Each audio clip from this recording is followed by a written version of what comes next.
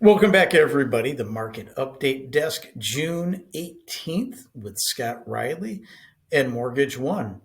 The big things for the week came out today, so we wanted to go over that. A little bit of surprises within retail sales, and the wonderful word revisions come into play. Been talking about those. Let's go in depth here. So, the retail sales for the month of May rose 0.1%. Now, this was below the estimates of 0.2%, but that's not the big part of the story. Last month's figure was revised from, if you remember, a flat retail sales number down to minus 0.2%.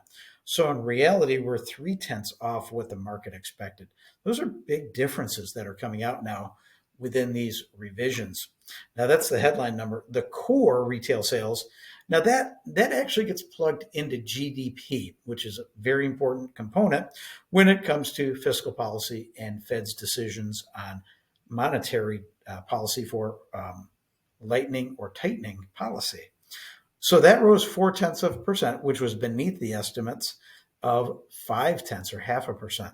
However, once again, that's not the biggest part of this analysis.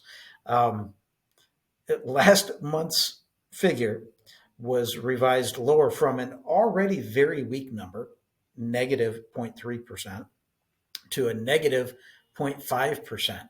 So we have significant revisions going on, which are really causing the market to question the credibility of the data that is coming out.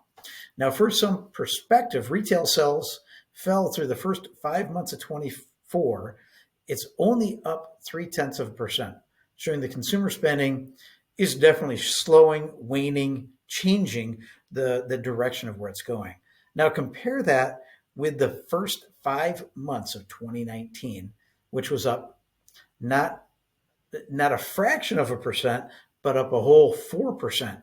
And last year's number, 2023, first 5 months was up 2.7%. So we are only a fraction of where we were. Now this is going to transmit into when they calculate the second quarter GDP. So we're thinking it's definitely going to be a lower than expected GDP for quarter two, which should give the Fed some ammunition and some credibility to look to lower or to change the tightening policy of what they've been doing. The other item that came out today, industrial production and capacity utilization. Now, the production in May rose 0.9%, triple the expected of 0.3%.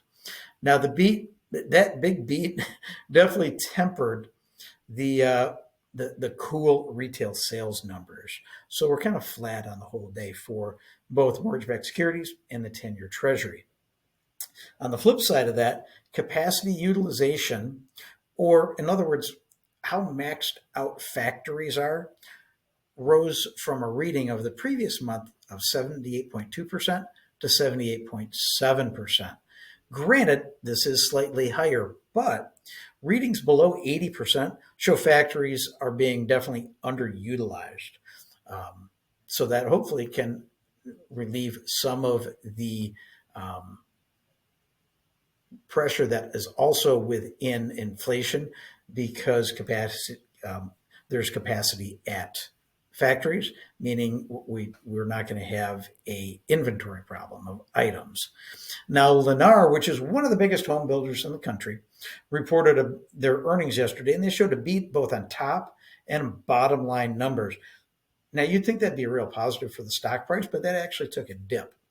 Now, their sales rose 19% year over year, and they explained, and this is part of why the stock did what it did yesterday, that consumers were responsive to the increased sales incentives that they were doing, which is temporary buy downs. So the market is thinking that the increased amount of sales buy downs that they're doing for customers, it could weigh down on future earnings. Likely not, because once rates start coming down, those will start to go away even more. So they should be more profitable as we go forward. CoreLogic released their rental report for the month of April. showing that the blended rent rates were up 3% year over year.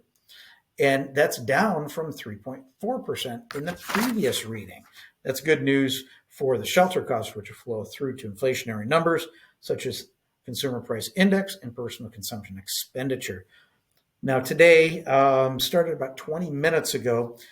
Bond auction, that's going to be very important for the rest of the day. So we're going to kind of see how that bond auction is received in the marketplace. We're thinking it could be a positive because the rally in this bond market, investors may want to lock in these higher yields before they start to slide down potentially. So that's why that could be a positive. Later in the week, we'll get both existing home sales and new home sales, and we'll get jobless claims on Thursday. We'll stay on top of that all for you. Give us a call. We're happy to help get you pre-approved, explain the data, and let our knowledge be to use for you. The Market Update Desk is your singular original West Michigan market news source for the real estate area. Give us a call, 616-293-2189. Have a great afternoon.